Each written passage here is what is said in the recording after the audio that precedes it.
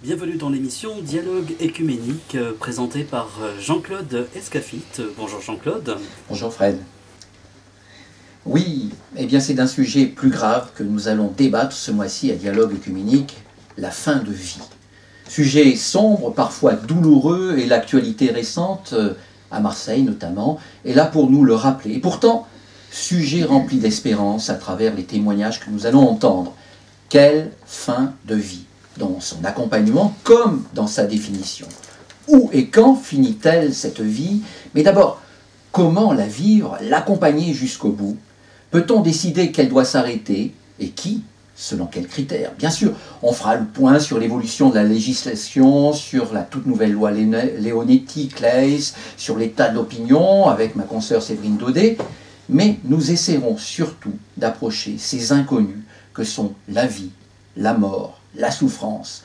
Alors, tâche audacieuse, allez-vous me dire, car plus on cherche à lever le voile, plus le mystère s'épaissit. Mais pour nous aider à réfléchir, trois invités, comme d'habitude, des trois confessions chrétiennes, catholiques, protestants et orthodoxes. Et je commence par mon invité de droite, Anne-Marie Land. Vous êtes aumônier, on dit aumônier protestant des hôpitaux de Marseille, c'est ça? Oui, on dit aumônier. On dit aumônier, oui. Voilà, donc des hôpitaux de Marseille. Voilà, de la PHM, donc des hôpitaux publics. Donc, mon travail consiste justement à accompagner les gens quand ils m'en font la demande ou quand un service me demande voilà, d'être auprès d'une personne. Donc, ce n'est pas toujours pour des choses tragiques. Je vis des aventures très sympathiques aussi, voilà, très, très joyeuses aussi, et qui me font généralement beaucoup de bien à moi aussi. Merci bien. À votre droite, le père Jean Guette, qui est bien connu de notre émission, prêtre orthodoxe, et puis aussi, je suppose, Jean, que vous avez accompagné des personnes en fin de vie, peut-être comme prêtre, non? Bah évidemment, je suis prêtre depuis 33 ans, et donc nécessairement, j'ai eu à accompagner des personnes en fin de vie, jamais à l'hôpital véritablement, mais uniquement donc à domicile. Moi, sans doute que d'autres, je n'ai pas l'expérience mixte, médicale et spirituelle, et je dirais, donc, pour commencer, que je n'ai accompagné au fond que des personnes croyantes. Alors je suppose quand même que par rapport à ce qui peut se faire dans l'espace public, c'est une précision qui est importante. Croyante et plus particulièrement orthodoxe, donc avec quand même une spiritualité et une approche orthodoxe, disons. Mais bien évidemment, vie, mort et souffrance demeurent trois mystères, et plus on en approche, et plus c'est mystérieux. Et je dirais une seule chose, c'est que personne ne sait comment il va aborder lui-même cet instant. Car ce qui me frappe, c'est les différentes réactions. On va revenir bien sûr dessus. Angoisse. On va évidemment revenir là-dessus. Le père François Buet, alors vous êtes prêtre de catholique de Notre-Dame de Vie, l'Institut Notre-Dame de Vie. Vous êtes à Marseille et vous êtes aussi médecin, je crois, à la clinique Sainte-Élisabeth, notamment dans les soins palliatifs. On vous dit comment quand docteur, mon père, quand on vous rencontre? Qu'est-ce qu'on dit les deux? Ça dépend. Si je porte la blouse blanche, on dit docteur. Si je suis comme prêtre, on me dit père. Voilà, mais François. parfois vous voyez les mêmes personnes, peut-être pas au même moment, je ne sais pas. Effectivement, ma mission est quand même bien différenciée. Quand je suis médecin, je suis donc avec ma blouse blanche, mon stéthoscope, et donc à ce moment-là, quand je prends la tension, c'est normal, quand je sors de la chambre, on m'appelle docteur. Et quand je viens spécifiquement comme aumônier, c'est de demi-journée dans la semaine, le jeudi après-midi et le samedi après-midi, là, eh bien, je viens comme prêtre, en clergéman, et à ce moment-là, on me reconnaît comme tel et on m'appelle père. Bon, donc père docteur, messieurs, mesdames, madame, dans votre ministère, ou peut-être simplement comme homme ou femme, vous avez été confronté à des personnes au seuil de la mort. Est-ce que vous pourriez me dire de la façon dont soit les questions ont été posées, soit vous-même, comment vous y avez été confronté? Qui veut peut-être commencer, Anne-Marie? Oui, il y aurait beaucoup de choses à dire, beaucoup de rencontres, mais je vais penser notamment à une qui est souvent présente à mon esprit, puisque voilà, j'ai pu être une personne auprès d'une personne très seule et très isolée. Donc je me suis présentée comme aumônier protestant, je ne savais pas du tout l'état de cette dame, et elle venait donc à l'hôpital une fois par mois pour de la chimiothérapie. Et donc je me suis présentée comme aumônier, on me dit oui, non, non, ça m'intéresse pas du tout, moi la religion, vous savez, bon. Ok, donc je dis, il n'y a pas de problème, moi je peux respecter ça, et voilà, mais on peut passer un moment ensemble, et on peut se rencontrer, oui, oui, ok, pas de problème. Au fil des mois, donc, on a parlé d'elle, et elle était très très seule, même quand elle n'était pas à l'hôpital. Et c'est vers la fin, donc moi j'ai respecté vraiment son désir de ne pas parler religion. Et c'est juste vers la fin, c'est elle qui m'a lancé une perche. Et en me disant, oh, de toute façon, Dieu, vous savez, il m'a abandonnée parce que j'ai tellement pas pris garde à lui, j'ai tellement pas cherché à rentrer en contact avec lui depuis si longtemps, donc j'existe plus à ses yeux. Et donc là, j'ai pu lui dire que Dieu était présent dès lors qu'on voulait qu'il le soit auprès de nous, enfin qu'il était de toute façon, mais qu'on pouvait en avoir conscience dès qu'on le voulait, en lui disant que Dieu était à distance juste d'une prière. Et donc j'ai prié avec elle et voilà, j'ai servi de relais, c'est ça vraiment ma mission, servir de relais entre Dieu et les personnes. Vous êtes un passeur, voilà. Voilà, Et on se rend compte que finalement, il y a des questions très profondes dans ces moments-là. Oui, et qui malheureusement ne sont pas dites, et d'où l'importance d'écouter vraiment les silences. L'importance de l'écoute. Père Jean-Guette. Ben, puisque je rebondis sur cette idée de passeur, puisque par définition, nous insistons beaucoup, mais alors spirituellement, que la mort est un passage. C'est la fameuse Pâque, le passage de la mort à la vie. Et donc, je peux évoquer un petit peu cela, mais je reviendrai sur ce que j'ai déjà dit tout à l'heure, c'est que ce qui me frappe, c'est la diversité des réactions. J'insiste que justement, je ne suis jamais tombé sur des personnes qui m'ont dit « Dieu, je ne sais pas, la religion, je ne sais pas ». C'est toujours des autres personnes qui étaient issues de la communauté, en quelque sorte. Oui. Mais c'est d'autant plus frappant que, bien que croyantes, disons a priori, bien qu'ils aient le même bagage spirituel, liturgique, tout ce que vous voulez, et que voilà qu'au seuil, les choses peuvent être très différentes.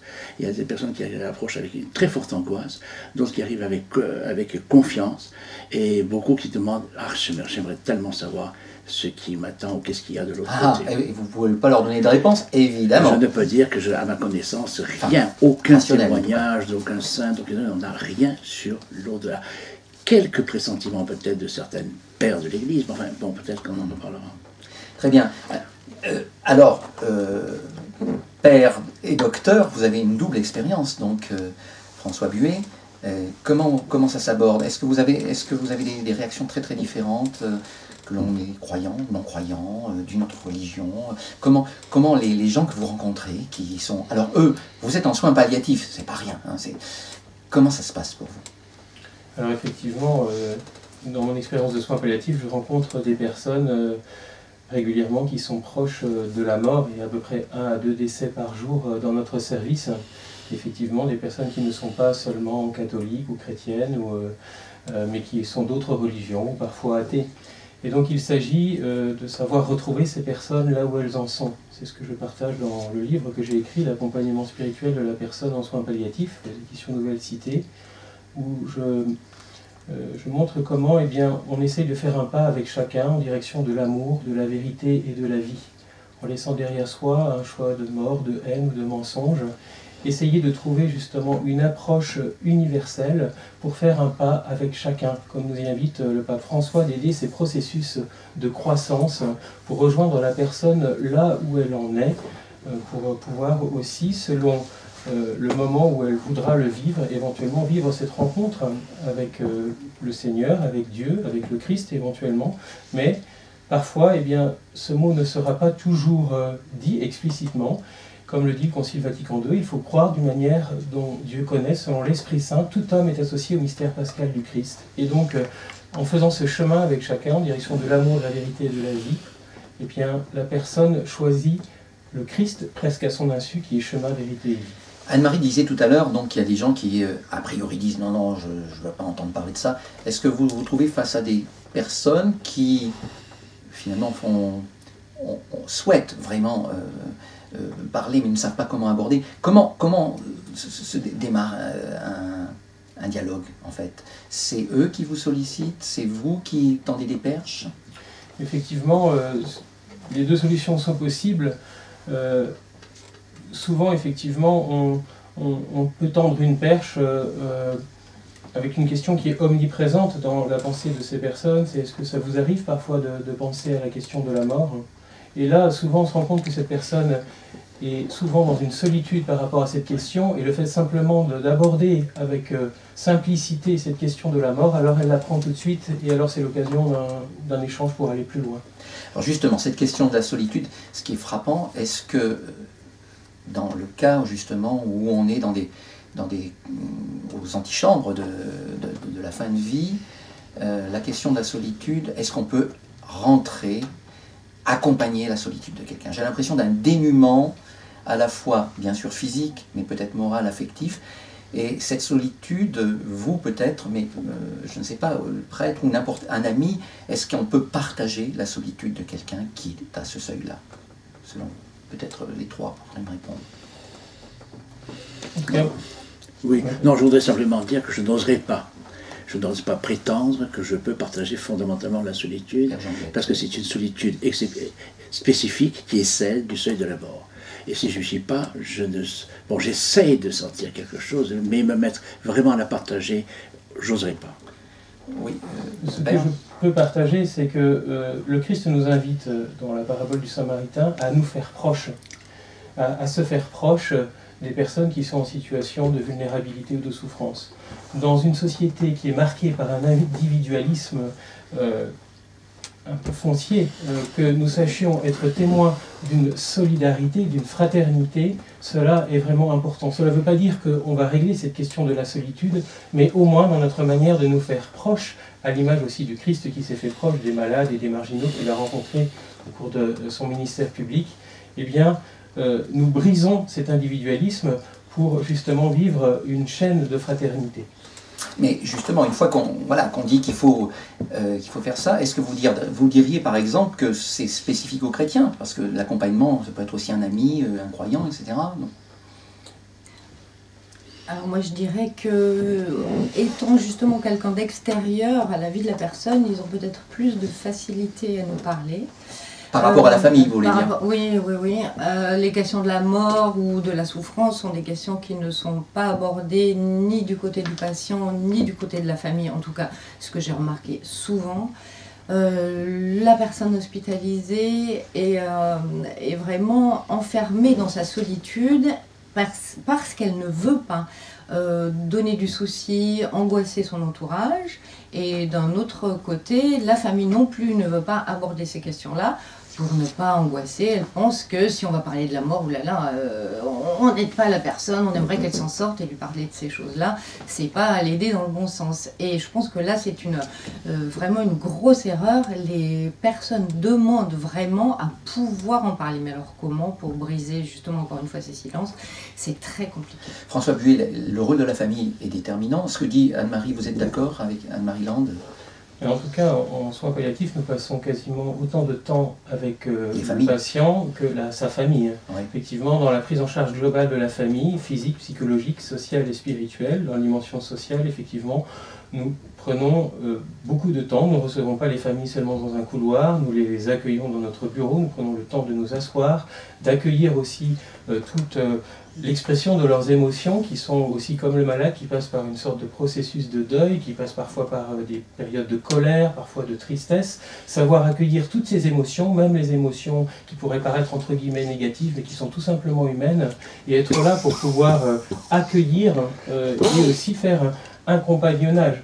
Pour répondre aussi à votre question, est-ce que c'est spécifiquement chrétien que d'accompagner? Non, je ne pense pas que nous ayons le monopole de l'accompagnement, mais en tout cas le Christ nous montre, en accompagnant par exemple les compagnons d'Emmaüs, que aussi avec sa parole, l'éclairage de sa parole, avec aussi sa présence dans les sacrements, eh bien nous avons aussi, nous pouvons être témoins de cette proximité du Christ auprès des personnes qui sont en situation de doute, de souffrance et de vulnérabilité.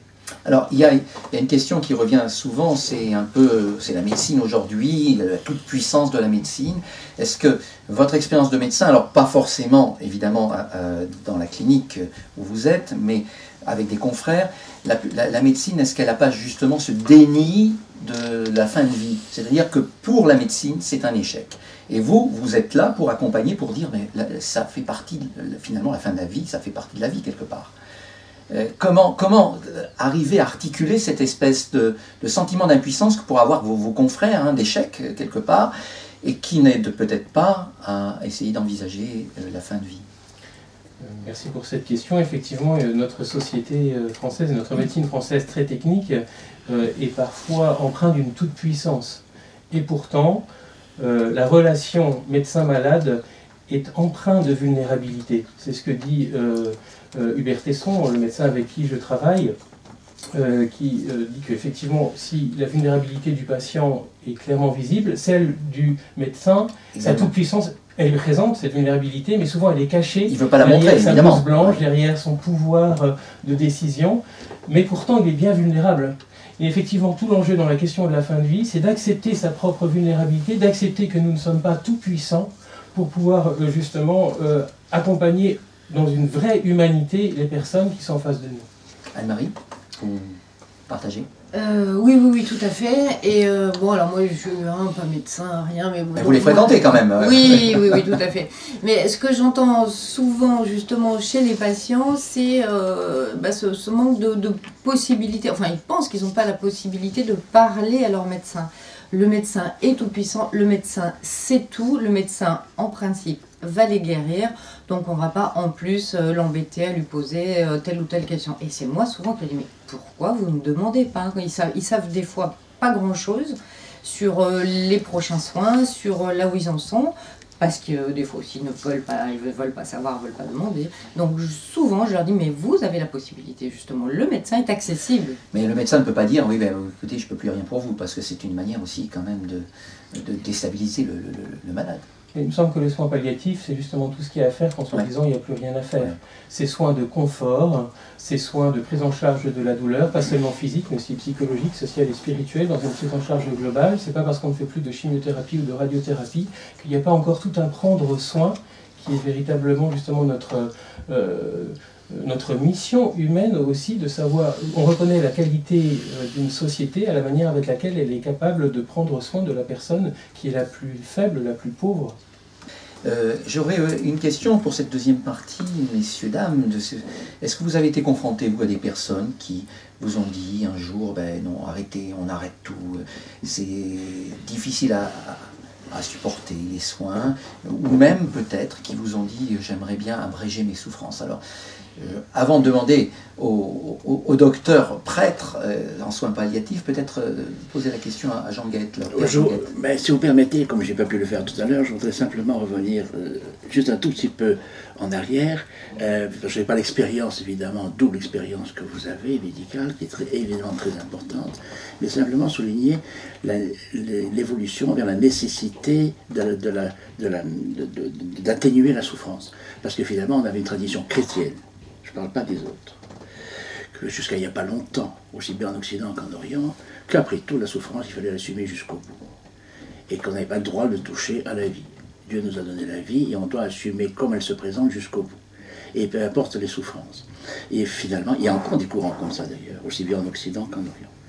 Il ne faut pas toucher à ça. Et là, je crois que très sincèrement, mon expérience, mais alors purement d'accompagnement de prêtre, mais aussi, j'ai participé à des séminaires, voilà, me fait penser, et puis je veux dire que j'ai perdu mes deux parents dans la souffrance comme ça, donc j'ai un petit peu senti ça, et qu'il n'est pas bon de laisser partir dans la souffrance si on peut l'atténuer. Et donc l'avènement des soins palliatifs me paraît ici extrêmement important, non seulement pour le confort terrestre encore de la personne, mais je dirais dans sa préparation spirituelle pour le passage. Alors, ils sont deux moments différents. Il n'est pas bien de laisser partir dans un état de grand souffrance, parce qu'on ne sait pas ce qui se passe après. On va évidemment, c'est au cœur de la question là, hein, des soins palliatifs, de la législation aussi qui s'est faite, parce que quand on pose la question, la plupart des gens disent « mais c'est pas possible de souffrir comme ça », mais d'où je relance la question, est-ce que vous avez été confronté à des gens précisément parce qu'ils souffrent en disant « abroger les souffrances »,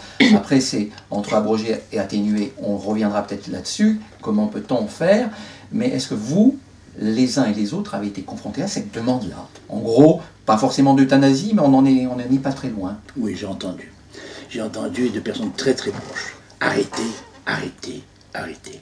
Et c'est un moment extrêmement dur pour celui qui entend ça et qui est là. Anne-Marie. Moi, j'ai pas été confrontée à des personnes qui en étaient là, ou en tout cas qui m'en ont fait part, mais par contre à des familles qui ont accepté de dire oui, bon bah ok, on va sur de la sédation, voilà. Et c'était pour ces personnes-là en tout cas, c'était quelque chose de quand même de très très culpabilisant. Donc on a plutôt travaillé là-dessus. Père François Buet. Oui, je rejoins tout à fait ce que vous avez dit, c'est que la prise en charge de la douleur est vraiment la première réponse aussi à une demande d'euthanasie. Souvent, si la personne demande à mourir, c'est qu'elle a une souffrance physique qui n'est pas correctement soulagée. Et c'est notre premier devoir de soignant de correctement soulager ces personnes. Mon expérience comme médecin, c'est qu'à chaque fois, et en 2016, il est possible, avec les molécules que nous avons, de soulager correctement les personnes en utilisant le juste dosage, ni trop ni trop peu, c'est-à-dire que la personne ne soit pas surdosée et en même temps qu'elle soit correctement soulagée au niveau de sa souffrance, eh bien la demande d'euthanasie n'a plus lieu d'être. Il est arrivé une fois qu'une personne, c'est le seul cas, reste un peu sur ses positions, mais elle m'a dit cette phrase très belle qui m'a marqué, qui me marque, je pense, pour le restant de mes jours, où elle m'a dit « Je ne reste pas d'accord avec vous, mais j'apprécie ce que vous faites ». Et donc cette prise en soin est vraiment le meilleur moyen d'accompagner en frères, en humanité, frères et sœurs en humanité. Et je pense que quand justement il y a cette... quand on répond à ses besoins physiologiques, boire, manger, dormir, quand on aussi protège la personne en la soulageant de sa douleur qui peut être parfois intrusive, alors à ce moment-là, si on répond à ces besoins qui sont vraiment à la base aussi de ce qu'on appelle l'échelle de Maslow, eh bien on peut atteindre aussi des besoins plus transcendants, plus spirituels. On va revenir bien sûr sur cette question de la souffrance parce qu'elle est vraiment au cœur de l'interrogation et surtout de la question finalement de la demande d'euthanasie légalisée, appelons-le comme on veut. Paradoxe d'ailleurs, parce que euthanasie, ça voulait dire la bonne mort, et jusqu'au XVIIe, même au XIXe siècle, euthanasie, bonne mort, c'était la mort douce, et aujourd'hui, elle a pris un autre sens. Alors, peut-être qu'avec notre consoeur, donc Séverine Daudet, faire le point sur l'état de la législation, puisqu'il y a eu un certain nombre de lois, les lois Leonetti. Est-ce que, Séverine, vous pourriez nous dire où on en est? Donc la première loi, je crois qu'elle date de 2005, hein, avec une demande qui prenait en compte quand même une partie de la demande de l'opinion. Oui, la loi Leonetti en 2005, bien sûr, elle n'a pas autorisé l'euthanasie active, mais elle a surtout voulu éviter ou mettre fin à l'acharnement thérapeutique, ce qu'on a appelé l'obstination déraisonnable ou la prolongation artificielle de la vie. Le médecin pouvait, en informant le patient ou la personne dite de confiance ou bien un proche, administrer un traitement visant à supprimer ou atténuer la douleur, même si ce traitement devait avoir pour effet secondaire d'abréger la vie. La décision d'arrêter un traitement dans le sens du refus de l'acharnement devait être collégiale et prise en relation avec les directives anticipées du patient ou la personne de confiance, la famille ou un proche. Le médecin devait informer le patient des conséquences de son choix et tout mettre en œuvre, comme c'est dit, pour le convaincre d'accepter les soins qui permettraient de le maintenir en vie. Les directives anticipées du patient figuraient sur un document qui était modifiable et qui restait valide pendant 3 ans. Et au bout de 3 ans, la volonté du patient devait être réaffirmée, réindiquée sur le document. Quant aux soins palliatifs dont vous parliez à l'instant, ils faisaient partie du dispositif destiné à soulager la douleur et la loi Leonetti prévoyait leur développement. Alors on est effectivement en 2005, depuis il y a une deuxième loi, mais déjà sur cette, qu'est-ce que vous trouvez d'intéressant et peut-être de limite? Elle a été critiquée, certains disaient elle va pas assez loin. Vous, peut-être comme médecin, cette loi Leonetti, ça vous paraît une bonne loi, mais peut-être aussi, c'est intéressant que l'un et l'autre puissent réagir, mais peut-être... Eh bien, effectivement, c'était une bonne loi parce qu'elle avait l'intérêt de vouloir développer justement les soins palliatifs. Et le problème, c'est qu'en fait, cette loi, tout simplement, n'a pas été appliquée. C'est surtout ça le problème, sinon c'était une bonne loi. Mais, et pourquoi sûrement, faute de... méconnaissance. non, ou de désir vraiment de vouloir développer ces soins palliatifs, parce qu'effectivement, au niveau politique, on dit qu'il faut développer les soins palliatifs, mais sur le terrain, enfin, nous, personnellement, à la clinique Sainte-Élisabeth, nous avions la possibilité de créer 12 lits de soins palliatifs, et aucun moyen concret nous a été donné. Donc, je crois aussi qu'il y a le discours, et puis après, il y a les faits. Parce que l'opinion, alors les médecins aussi, je crois qu'il y a eu un sondage qui a été fait auprès des médecins par l'ordre des médecins. 53%, je crois, des médecins disaient qu'ils ne connaissaient pas la loi Leonetti. C'est quand même un problème pour la plupart des médecins. Donc, et quand on voit tous les sondages d'opinion, 80 à 90% de tous les sondages, quand on demande aux gens est-ce que vous êtes pour l'euthanasie, hein, c'est-à-dire pour en gros le suicide assisté, vous avez 80 à 90% des gens qui répondent oui dans le cas de grande douleur, etc. On a l'impression qu'il y a un décalage énorme entre l'opinion et peut-être le législateur sur cette question. Je ne sais pas si peut-être... Je ne vais pas trop me prononcer, puisque je ne suis pas spécialiste ici. Je voudrais simplement observer une chose, c'est que, oui, d'abord, je suis d'autant plus un petit peu mal à l'aise, enfin, je ne suis pas un petit peu gêné, parce que l'orthodoxie n'est pas régulatrice, elle est régulatrice de rien. Alors il y a le pour et le contre. On dit toujours d'un point de vue spirituel que l'Occident est très juridique et l'orthodoxie elle appuie plutôt comme ça sur la miséricorde, etc. Tout ce qui n'est pas faux et ce qui a évidemment son avantage aussi. Parce que Dieu n'est pas un juge. Cependant, par rapport à des situations de ce type-là extrêmement précises et qui touchent à l'humain, je veux dire, je crois que la démarche, pardonnez-moi de l'appeler occidentale, mais je crois qu'elle est quand même évidemment très positive. Mais l'ancien juriste, oui, vous étiez professeur de droit. Que je suis me rappelle certaines choses, c'est qu'on apprenait en liberté publique la distinction entre l'euthanasie et l'orthothanasie. Le terme, je crois, ne s'utilise plus, j'ai vérifié, il existe encore. Et en fait, c'est un peu comparable au non-acharnement, ou en tout cas une sorte de laisser-aller passivement. Et je me souviens qu'à l'époque, on posait un problème, indépendant de questions spirituelles, mais pardonnez-moi de l'évoquer, c'est les risques de dérive, dès lors qu'on ouvre la porte, tout simplement, à la possibilité d'apporter la mort, que ce soit le suicide assisté, ou que ce soit d'autres pistes. Enfin, ce n'est pas sans risque, indépendamment de toute la question de la souffrance et des relations à la famille. D'où la dérive. Donc, normalement, la première loi Leonetti, c'était surtout pour dire non à l'acharnement thérapeutique, si on veut faire un résumé très brutal. Oui, et puis comme vous l'avez dit aussi, je pense qu'il y avait aussi un désir de diffuser la culture palliative. Et je pense que le problème aussi, c'est que cette culture palliative n'a pas été suffisamment diffusée. C'est que pourquoi il y a un tel décalage par rapport au sondage que vous avez donné, c'est que finalement les gens au quotidien, quand ils rencontrent des services hyper techniques avec leurs proches qui n'est pas soulagé au niveau de la prise en charge de la douleur parce que les soignants ne sont pas formés à cela, eh bien, c'est la même conséquence que ce qu'on disait tout à l'heure. Si la personne n'est pas soulagée au niveau de la douleur, eh bien, elle demandera l'euthanasie. Oui. Eh bien, c'est la même chose pour les familles. Si elles voient leur proche qui n'est pas soulagé, elles demanderont l'euthanasie.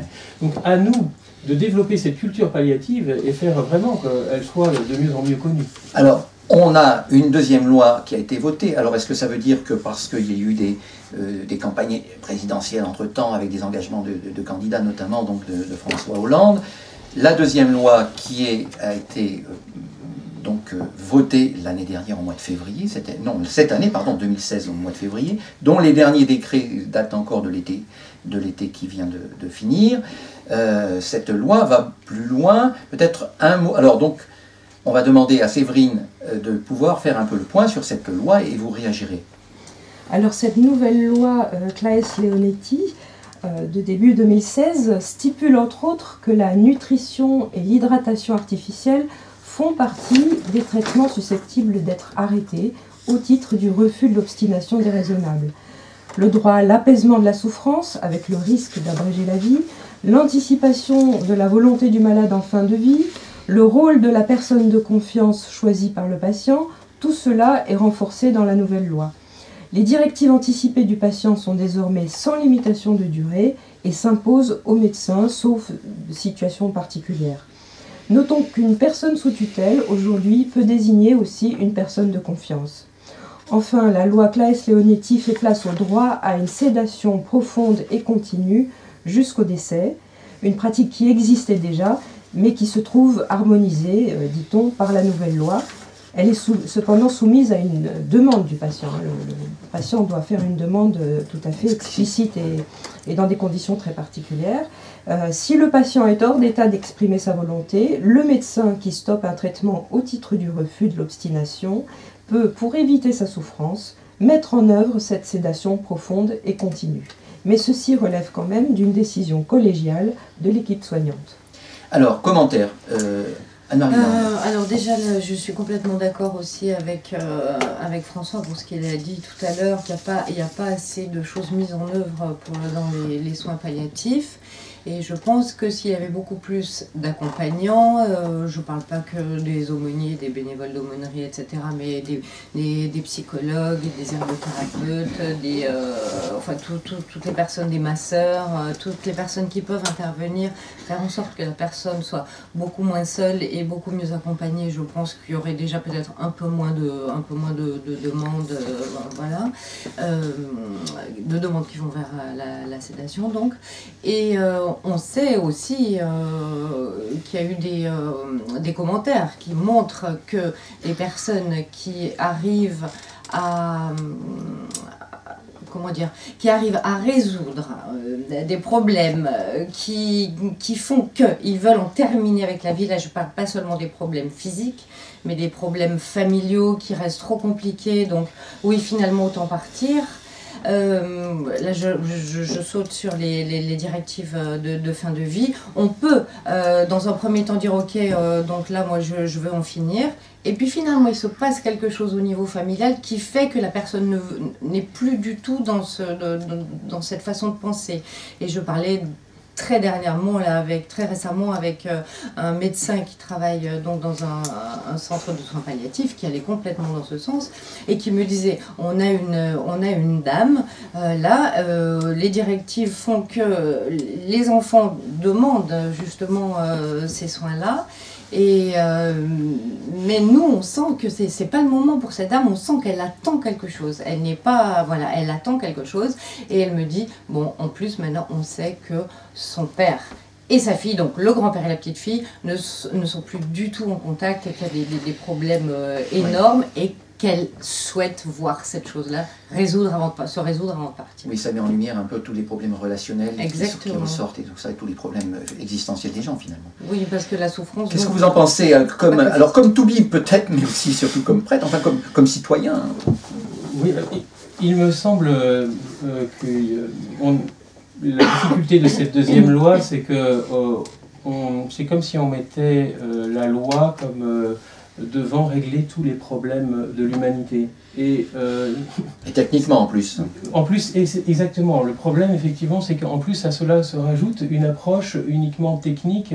Les réponses qui sont données par cette loi sont assez étonnantes, mais uniquement médicamenteuses.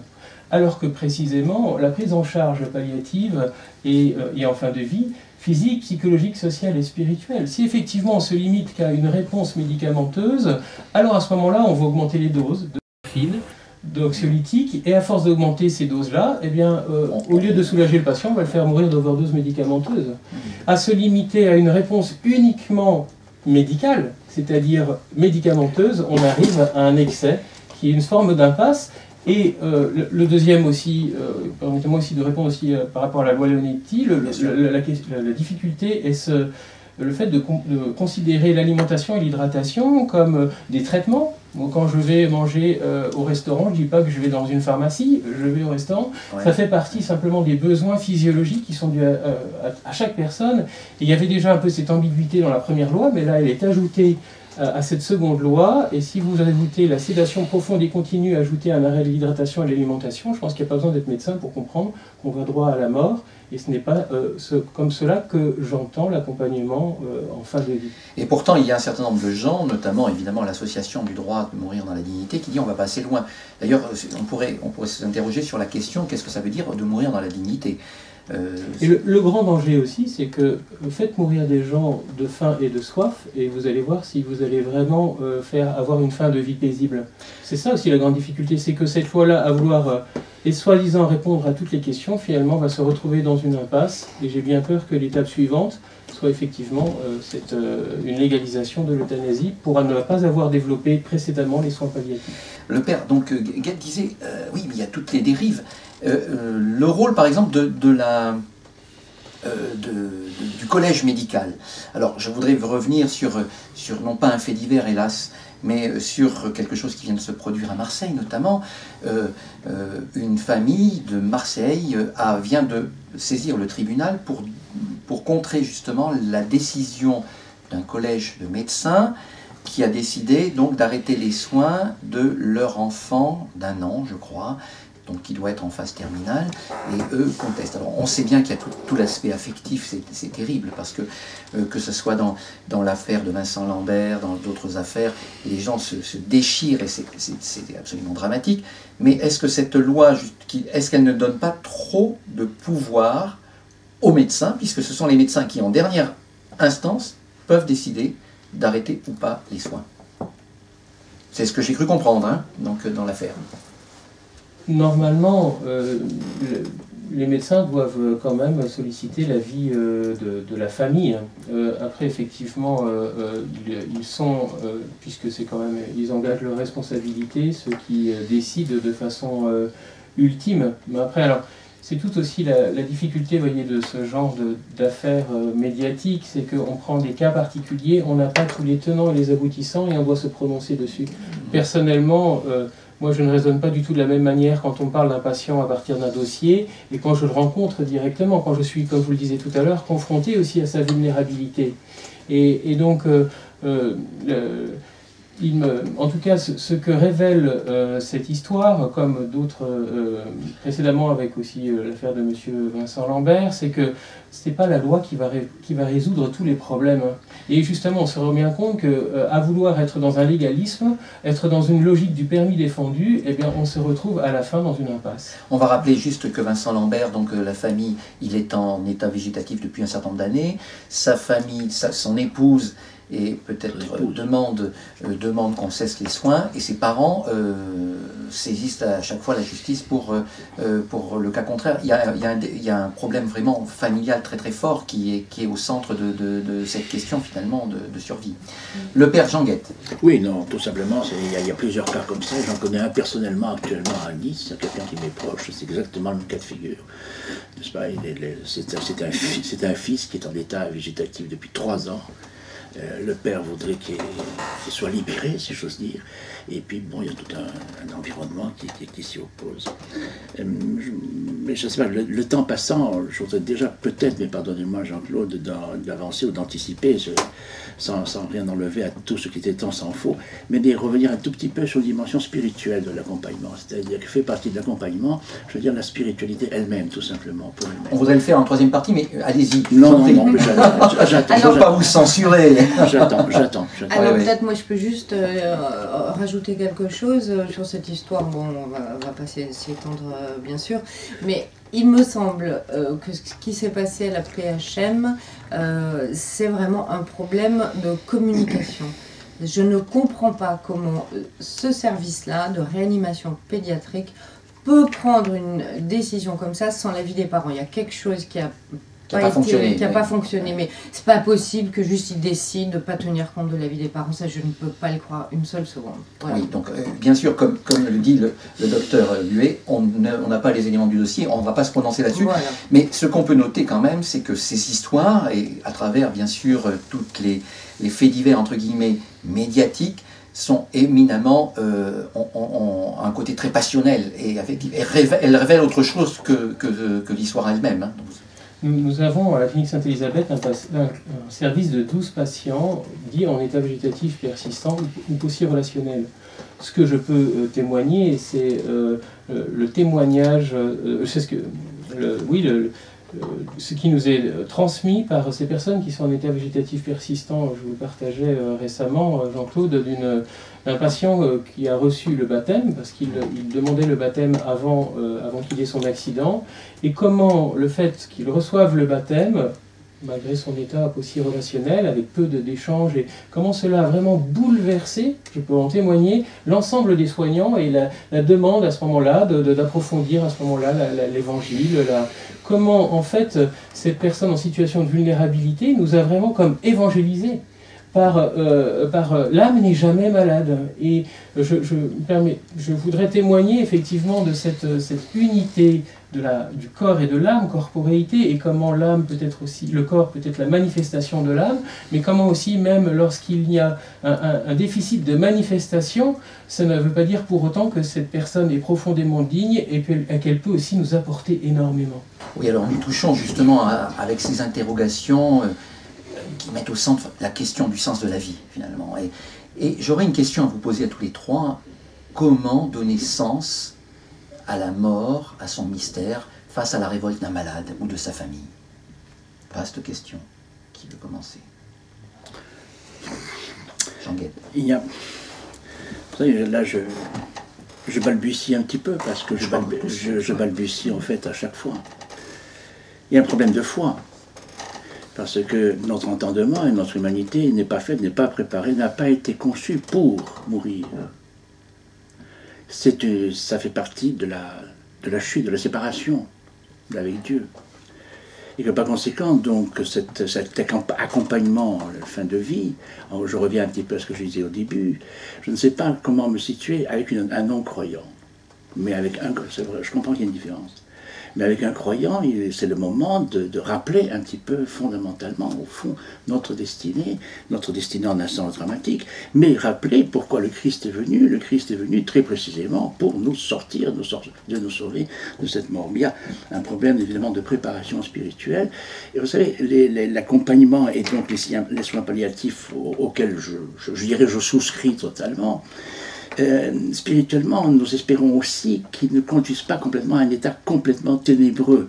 Parce que l'idéal, spirituellement, c'est malgré tout d'arriver à l'instant ultime, presque en état conscient. Et la sédation, vous diriez qu'elle pourrait avoir ce risque? La sédation peut avoir un risque. Alors si on sent qu'on n'est pas obligé, on ne peut pas ne pas le faire, faisons-le.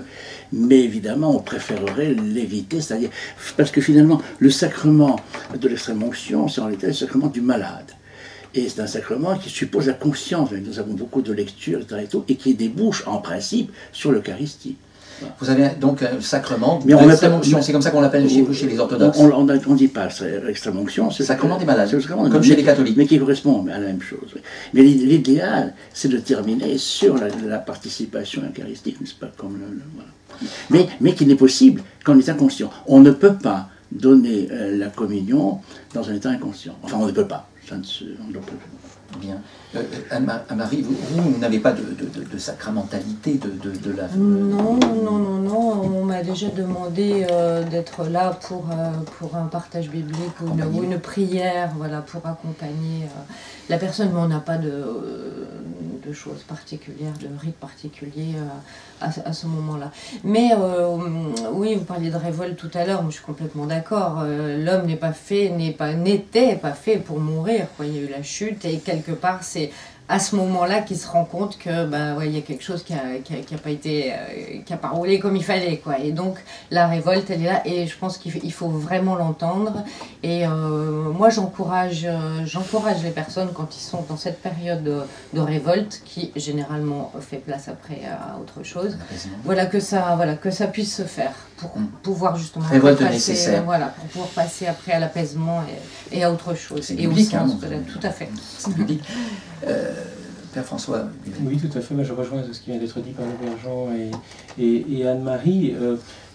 La mort, en soi, reste un non-sens. Il faut être bien clair sur cette question. Il est normal que du coup, l'humanité de chaque personne s'exprime cette colère.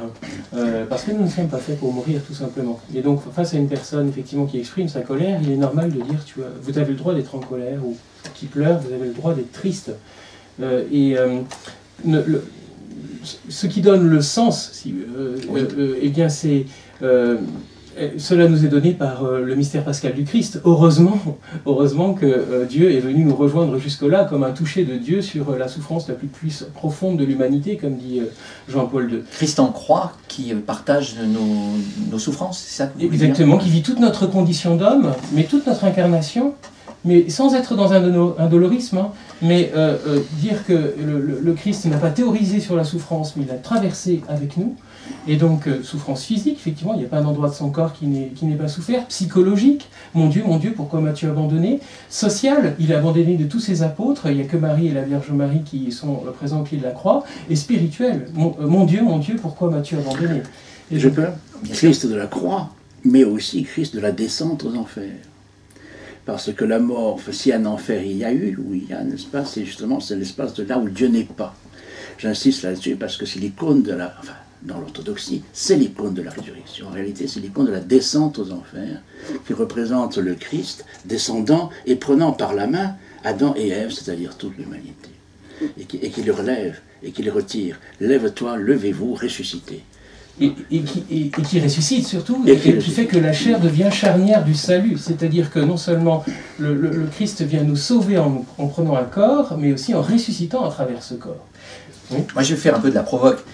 Quand vous vous retrouvez face à des gens qui sont révoltés, etc., si vous leur servez un discours comme ça, je fais exprès de vous provoquer, est-ce qu'ils vous disent, bon, d'accord, mais les discours de curé, ok, est-ce que vous avez des gens qui réagissent de manière un peu, qui vous rentrent dedans, quoi ? Mais c'est là où il faut, j'ai pas pu effectivement aller jusqu'au bout de ce que je voulais vous dire, mais c'est bien, je me permets de vous dire aussi comment je conçois l'accompagnement en fin de vie. C'est aussi, nous sommes là aussi pour vivre une forme de résilience par rapport à ce que la personne a pu vivre tout au long de sa blessure, ce drame humain que toute personne vit, comment elle peut être rejointe par le drame divin qu'a vécu Jésus.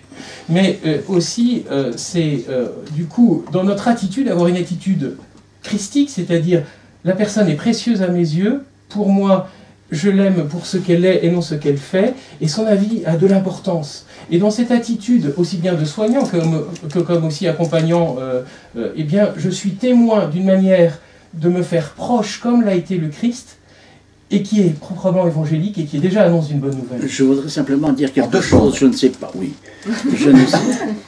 Je ne sais pas si le Père François peut confirmer en quelque sorte cette expérience, mais moi l'expérience que j'ai de l'accompagnement, qui n'est pas en milieu hospitalier mais à la maison, c'est que finalement le moment de la mort n'est pas clair. C'est-à-dire que cliniquement on constate l'arrêt cardiaque et éventuellement l'encéphalocéphalo. Mais moi j'ai constaté des choses, c'est que l'âme commence à s'éloigner avant. Et il peut y avoir des échanges et des contacts tout à fait mystérieux, déjà dans une non-conscience, mais par contre presque dans un espace de l'au-delà. Je voudrais raconter simplement un cas où je suis allé rendre une dernière visite ultime à quelqu'un qui a priori était inconscient, qui ne me reconnaissait pas. Et qu'en partant au bout de 15 minutes, je le signe, vous imaginez bien, selon notre tradition, et je pars à reculons. Et au moment où je pars à reculons, sans lui tourner le dos, alors qu'a priori il ne reconnaissait plus rien, il lève la main et il me signe à son tour. C'était extrêmement émouvant. Et là, je me suis dit qu'on était dans un autre espace. Alors, messieurs, dames, j'ai juste une dernière question, mais en quelques mots, s'il vous plaît. C'est une très difficile question, peut-être à répondre, mais j'aimerais que vous me disiez qu'est-ce que vous, personnellement, avez appris de la vie auprès des personnes au seuil de la mort ? Quelle leçon de vie vous en donnez en quelques mots ? On va commencer par Père François Buet, peut-être. Je pourrais vous partager effectivement un extrait de Frère Luc dans le livre Prier qu'un jour avec Frère Luc, moi, des médecins à Tibérine, que j'ai écrit une très belle phrase, son testament spirituel, où il dit « Si je devais partir ce soir et qu'on m'interrogeât sur ce qui m'émeut le plus en ce monde, je dirais peut-être que c'est le passage de Dieu dans le cœur des hommes. Et bien qu'il soit vrai que nous serons jugés sur l'amour, il est également hors de doute que nous serons jugés par l'amour qui n'est autre que Dieu. » Il me semble que c'est notre rôle aussi d'être témoin du Christ et de restaurer aussi cette image d'un Dieu qui n'est qu'amour. Et quand on sommes à l'instant absolument ultime, ce jugement par l'amour s'effectue dans la réconciliation. C'est-à-dire que, vous l'avez dit au début, je crois que c'est très important que celui qui est en train de partir puisse se sentir, s'être réconcilié, je veux dire, avec tous les siens. et se réconcilier avec Dieu. C'est votre leçon de vie à vous, Père Jean Guette. D'une certaine manière. Anne-Marie Land. Moi, ma leçon de vie, c'est que finalement, on est tous en fin de vie depuis le jour de notre naissance. On s'en approche. Alors, à divers degrés, on y est plus ou moins près. Voilà. Et donc, il faudrait pouvoir vivre chaque jour comme si c'était le dernier. Et en même temps, le vivre pleinement jusqu'au dernier jour. Jusqu'au dernier jour. Oui.